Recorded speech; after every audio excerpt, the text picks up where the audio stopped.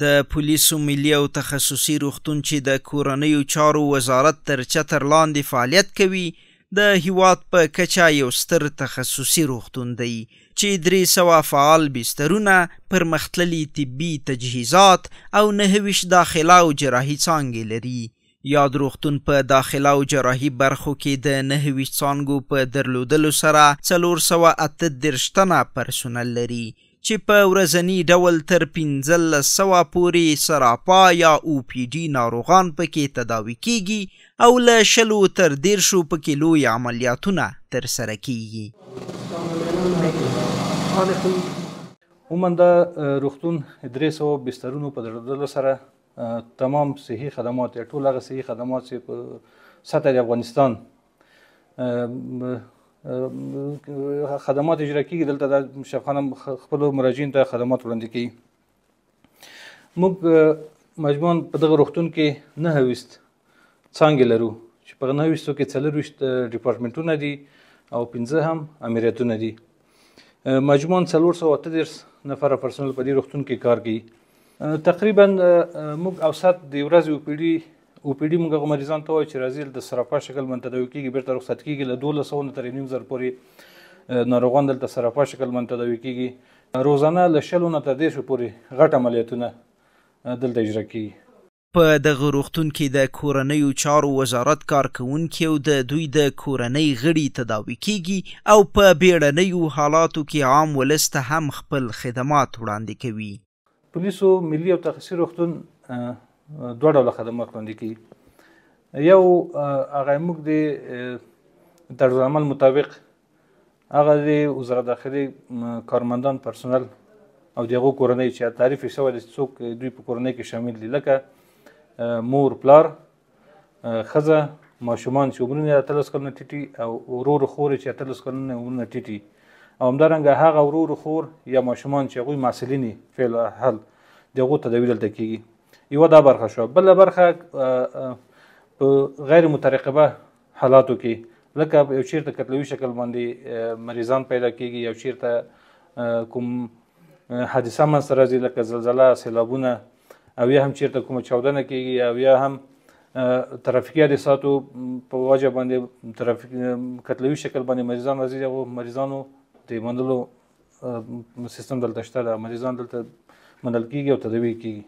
د پولیسو ملي او تخصصي روغتون د MRI، سټي سکن، الټراساوند په شان د سترو ماشینونو په درلودلو سره 95 سلنه په ځان بسیا روغتون دی چې د ایټروسکوپي څانګې په فعالولو سره یې تر دې دمه د مفصلونو 100 کامیاب عملیاتونه ترسره کړي او اوس د لیزر په واسطه د مثانې عملیات او د پوزې له لارې د اعصابو عملیاتونه د مجربو ډاکټرانو له لوري ترسره کیږي.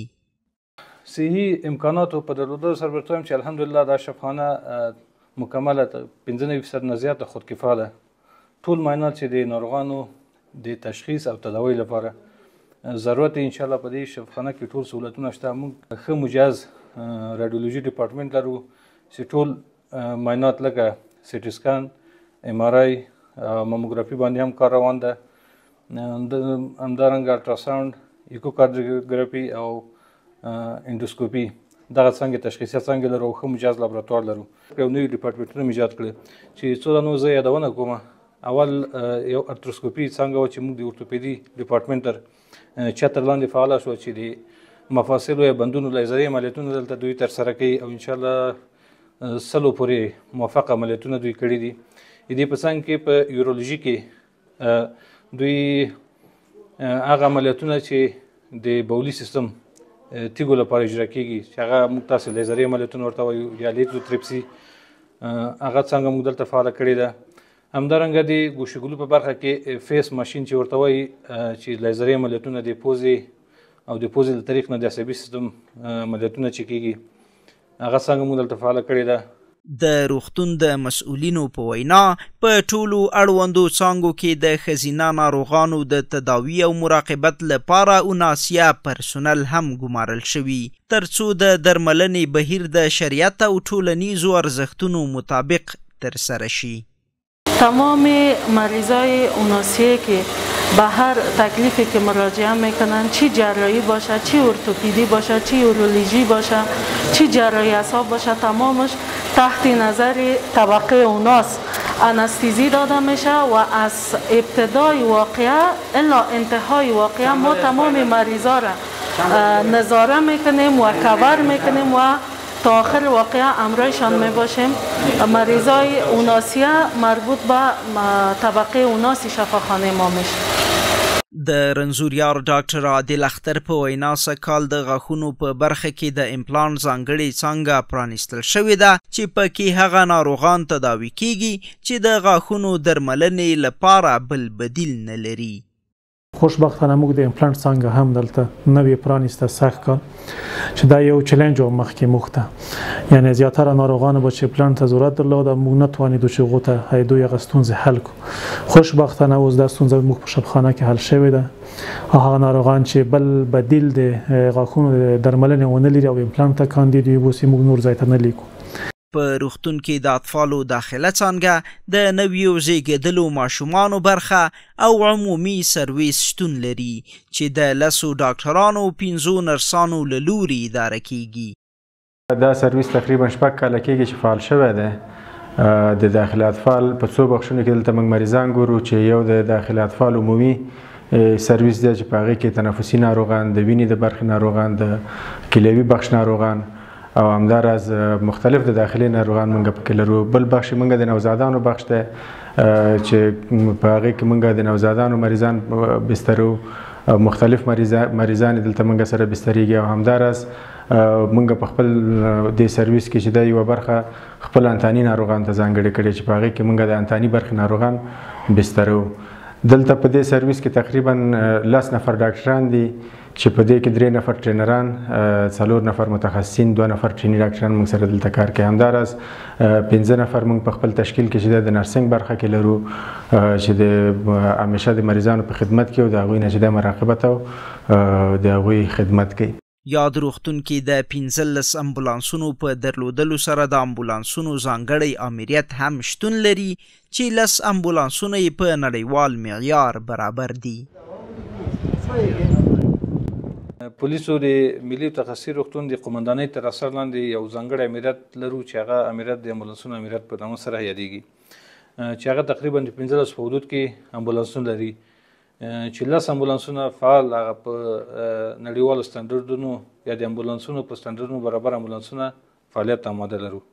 د کورنیو چارو وزارت د مخابرې او ټکنالوژۍ ریاست له لوري د پولیسو ملي او تخصصي روغتون لپاره نړیوال HMIS پرمختللی سیستم جوړ شوی چې د مریضانو د ثبت، د دوا د ورکړې، نسخې او محاسبې په برخو کې ګڼې اسانتیاوې رامنځته کړي دي. در رابطه با سیستم HMIS که از طرف ریاست محترم مخابره و تکنولوژی وزارت محترم امور داخله در 300 بستر پلیس فعال گردیده، واقعا سیستم خیلی فوق العاده است.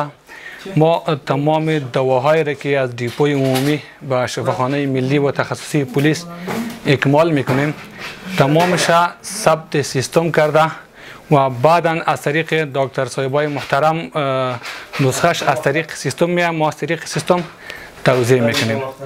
در قسمت سیستم سهولتایی که برای آمریت فارماسی شفاخانه ملی و تخصصی پلیس به میان آمده، یکی محاسبه دواست. ما قبلا دوا را از طریق نسخه توزیع میکردیم.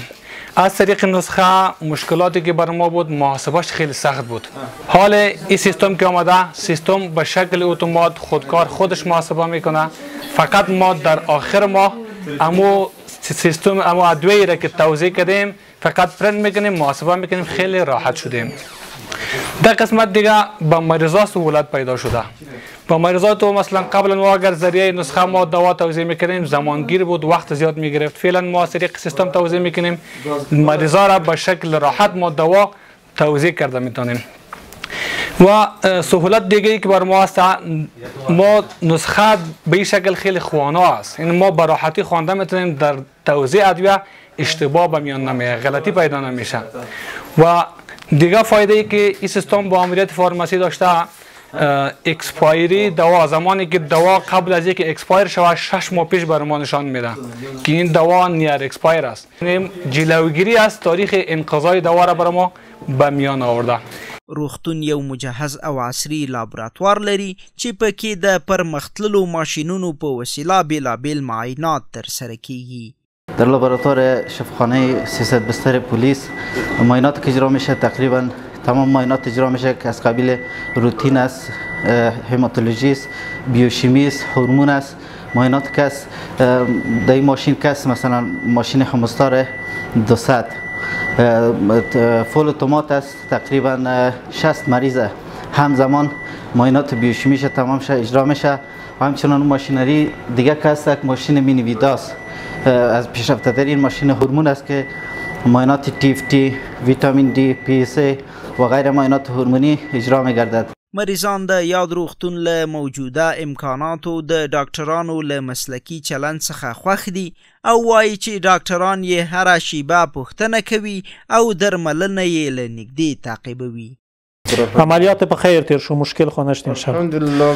د ډاکټرانو دغه سټاف چې تاسو اوس ویلار یو دوه درې نفر د اوس بل ځای کې مصروف دي، دوی برخورد او رویت څنګه وترسه؟ الحمدلله ان شاء الله ورس په خدمت کې بیچاره خو دواګانې په ښه وخت درته کې پاسمان خو دي کې نن سهار د پاسمان وشو پاسمان میشه دا مې ورور ده او دې غاښونه خوږېدل، د غاښونه د وجه نه د مخ وپړسېدو او دې سره شکر هم درلودو. دا مې ډاکټرانو ته یوړو خو صحیح تداوي ونه شو کړی، بیا مې دلته راوړل او دلته اوس د خدای لږ ښه شوی ده، ډاکټران هم په خدمت کې دي، ورته خدمت کوي. دغه راز د یاد روغتون موخه د معیاري او په نړیوال سټنډرډ د برابرو روغتیایي خدمتونو وړاندې کول او ترڅنګ یې د خپل ټول پرسونل علمي سویه لوړول دي چې په دغې برخه کې عملاً لاس په کار شوي دي.